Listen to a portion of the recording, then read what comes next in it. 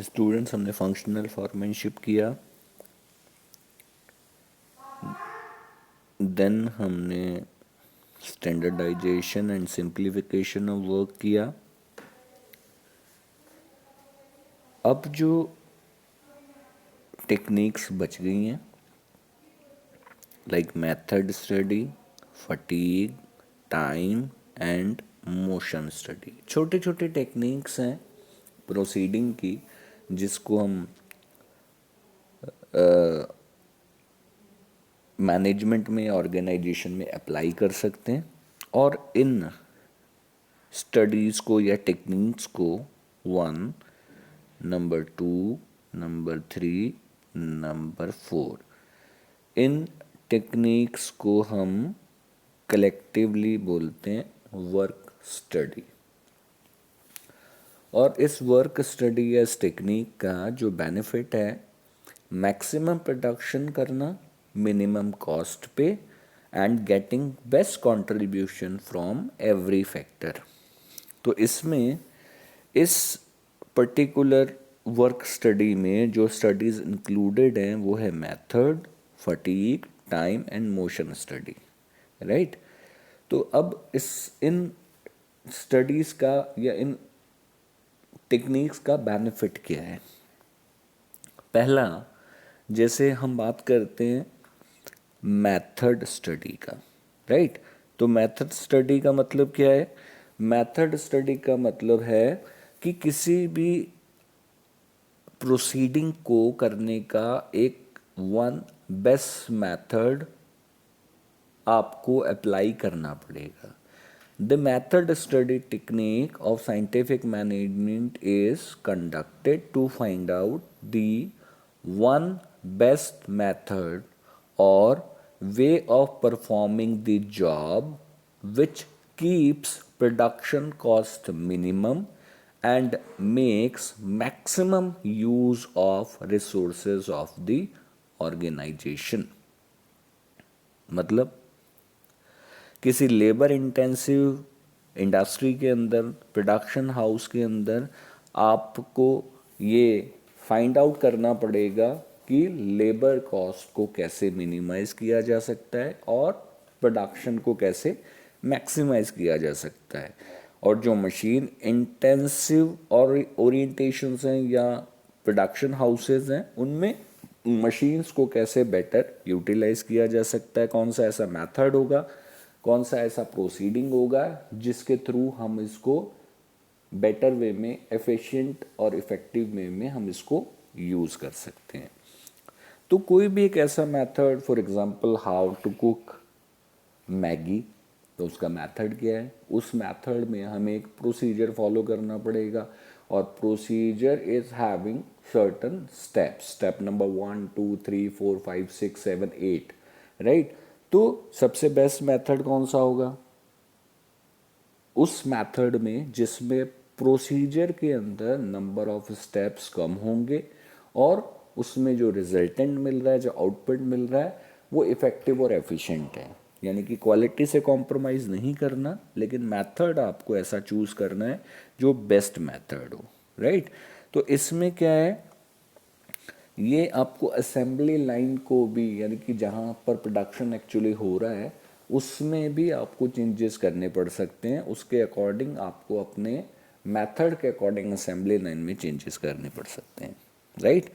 Then है हमारे पास में सेकंड स्टडी जिसको हम बोलते हैं मोशन स्टडी। मोशन स्टडी का मतलब है कि आप जब किसी प्रोसीडिंग को या किसी प्रोसीजर को अप्लाई करते हैं तो उस एप्लीकेशन के अंदर जो आपके मूवमेंट्स हैं, किसी पर्टिकुलर जॉब को करने में जो वर्कर्स का मूवमेंट है वो कैसे कम किया जाए।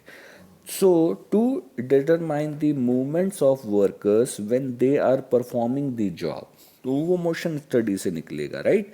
तो to differentiate between productive and unproductive movements, motion study is actually we are going और we are doing motion study, right.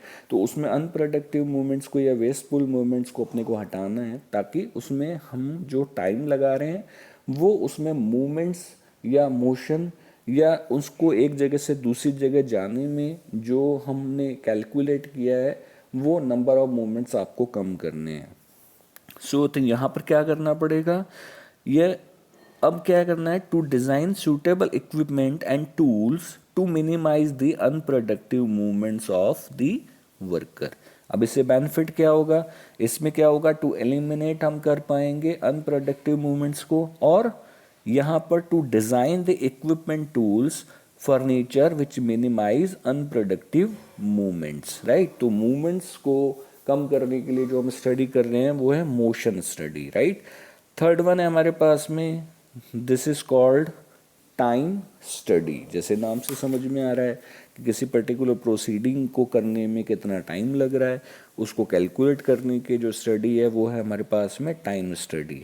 सो यहाँ पर अपने को कैलकुलेट करना है the standard time for what, the standard time required to perform a job.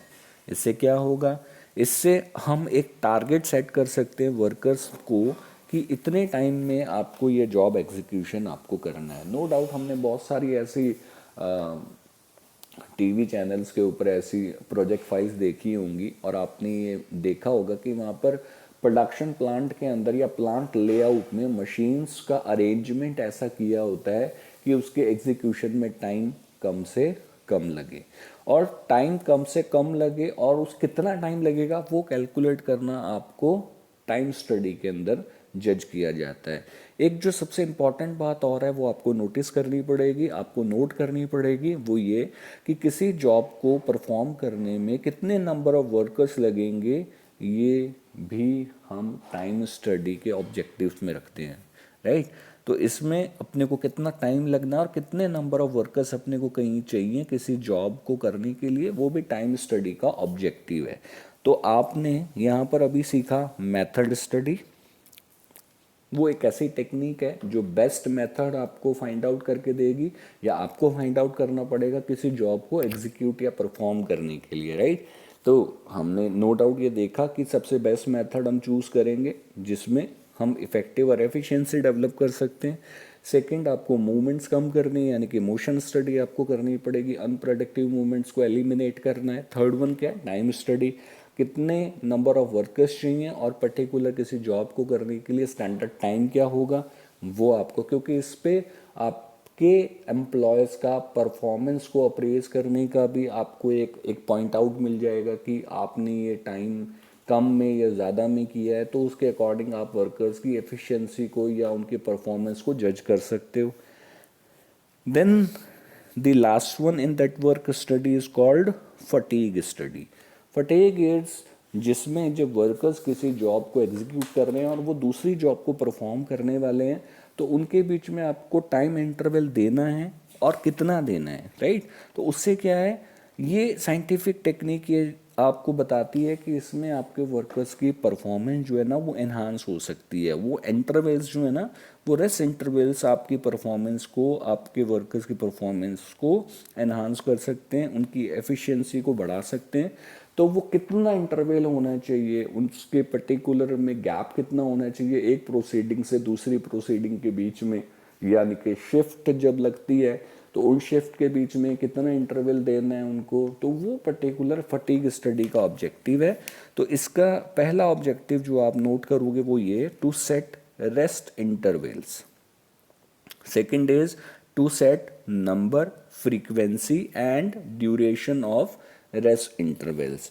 जैसे कि हमने स्कूल में भी देखा कि आपको आपके टाइम शेड्यूल के अकॉर्डिंग आपको क्या करते हैं, हम 2 रेस्ट इंटरवल्स देते हैं, and that is on the basis of a scientific study, right. तो वो साइंटिफिक स्टडी आपने को बताती है कि ह्यूमन ब्रेन को किसी पर्टिकुलर एग्जीक्यूशन के अंदर या किसी प्रोसीडिंग के अंदर या somehow any burden they are feeling ना, तो उनको बर्डन को कम करने के लिए कितने टाइम का इंटरवल आपको उसको देना चाहिए, ताकि माइंड जो है वापस बूस्टअप हो जाए, री एनर्जाइज हो जाए, ताकि वो अपने आप को वापस से प्रिपेयर कर सके, राइट। तो ये सारी स्टडी जो है ना, वर्क स्टडी, फटीग, टाइम और मोशन स्टडी, ये वर्क स्टडी के अंदर आता है। इनको कंक्लूडिवली हम क्या बोलते हैं, वर्क स्टडी, राइट। तो ये इंपॉर्टेंट टेक्निक्स हैं जो मैं आपको इस FW टेलर वाले पार्ट में बता रहा हूँ। अगर हम स्क्रीन मूव ऑन करते हैं तो यहाँ पर ये पूरा उसका थ्योरेटिकल एस्पेक्ट यहाँ पर स्क्रीन शॉट में मैंने लिया है, लेकिन मुझे नहीं लगता, वैसे भी आपको क्लियर हो गया कि मेथड स्टडी में क्या है। It refers to identify the most suitable way to do a particular activity, right. तो ये आपको ऑपरेशंस या जब आप एग्जीक्यूशन करने वाले हो तो उससे पहले आपको ये फाइंड आउट करना पड़ेगा। देन चलो take your time to just look out the matter. Okay, what is the objective of this method study is to minimize the cost of production and maximize the quality and level of consumer satisfaction, right? This is the second one called motion study. It refers to study of motions being performed by workers and machines while doing the job. The movie camera is used to conduct this study. The main objective of this study is to unnecessary motions, यानी unproductive motions को हटाना इस study का main objective है। Time study में क्या है, यहाँ पर स्टैंडर्ड टाइम अपने को सेट करना है और एक्सपीरियंसेस से भी, जनरल इंट्यूशन के बेस पे मैंने आपको बोला था कि साइंटिफिक स्टडी या साइंटिफिक मैनेजमेंट काम नहीं करती है, तो आप एवरेज टाइम ले सकते हो। और ऑब्जेक्टिव्स में देखें to get the estimated figure of labour cost, क्योंकि मैंने आपको बोला था जितना टाइम लगेगा, और मैनेजमेंट के लिए, ऑर्गेनाइजेशन के लिए टाइम ही पैसा है, और कितने नंबर ऑफ वर्कर्स चाहिए वो भी आपको इससे पता चलेगा। And to decide about this suitable incentive plan. Incentive plan का मतलब कितना उनको पैसा पे करना पड़ेगा, कितनी शिफ्ट्स लगेंगी, वो सारा टाइम स्टडी का ऑब्जेक्टिव है। देन हमारे पास में फटीग स्टडी। इस स्टडी का मेन ऑब्जेक्टिव क्या है, maintain the efficiency level of worker. और इसके अंदर आपको क्या करना है, इंटरवल्स कैलकुलेट करने हैं कि इंटरवल्स का ड्यूरेशन कितना होना चाहिए ताकि वो अपने को री एनर्जाइज कर सकें, राइट। और इन सबको, सब स्टडीज़ को मिलाकर हमने क्या नाम दिया, वर्क स्टडी, राइट। तो in this scenario the last one is, this is called the differential piece rate system. ये कुछ जो है ये रेम्यूनरेशन के प्रिंसिपल पे बेस्ड है, यानी कि इसका जो फंडामेंटल आपको मिलेगा वो मिलेगा that the principle of general management called remuneration। तो डिफरेंशियल पीस वेजेस सिस्टम बहुत सिंपल है, साइंटिफिक टेक्निक है कि जो जितना आप काम करोगे उसके अकॉर्डिंग आपको मैनेजमेंट पैसा, ऑर्गेनाइजेशन आपको पैसा पे करेगी, right.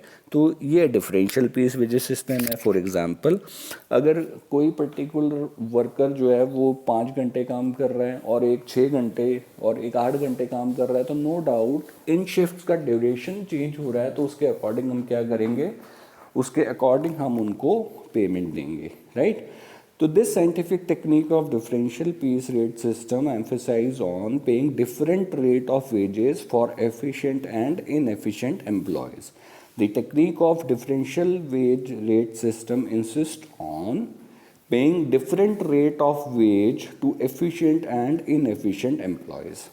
Extra wages paid to extra wages pays to efficient employees will motivate them to remain efficient, right? Extra wages paid to efficient employees will motivate inefficient employees to come in the category of efficient employees. Last one, when payment is given according to number of units produced, automatically the production will be maximized. And important is, this technique is the strongest motivator for employees to perform efficiently. तो ये हमारे पास में scientific calculative method है जिसके अंदर हम क्या करते हैं, ओवर टाइम करने वालों को या फिर ज़्यादा काम करने वालों को उनके अकॉर्डिंग हम वेजेस पे करते हैं, हम मतलब मैनेजमेंट या ऑर्गेनाइजेशन पे करती है। तो ये भी एक साइंटिफिक तरीका है उनको मोटिवेट करने का। इसके जो आपको कीवर्ड्स यानी कि इम्पोर्टेंस याद रखनी है, वो ये कि ये स्ट्रॉन्गेस्ट मोटिवेटर है वर्कर्स के लिए, और ये डिफ्रेंशिएट भी करता है एफिशिएंट एंड इनएफिशिएंट वर्कर्स के बीच में। लेकिन ये प्रिंसिपल जो है ये इग्नोर करता है या वायलेट्स करता है प्रिंसिपल ऑफ इक्विटी। और इक्विटी में क्या था कि सबको एक जैसा मानना और इक्वल अपने को पे करना पड़ेगा। लेकिन ये साइंटिफिक है, तो साइंटिफिक के अंदर ये आपको ध्यान रखना पड़ेगा कि इनएफिशिएंट और एफिशिएंट वर्कर्स को उनका वेजेस यानी कि उनको जो पैसा कंपनी पे करने वाली है वो अलग अलग, राइट। तो यहाँ पर ये जो टेक्निक्स हैं ये टेलर ने दी थी, और कहीं ना कहीं इनका फंडामेंटल जो है वो साइंटिफिक है, वो साइंटिफिक कैलकुलेशन पे बेस्ड है, या उनके प्रिंसिपल जो हैं वो साइंटिफिक है। ओके, तो this is the end of the principles or and techniques given by F.W. Taylor.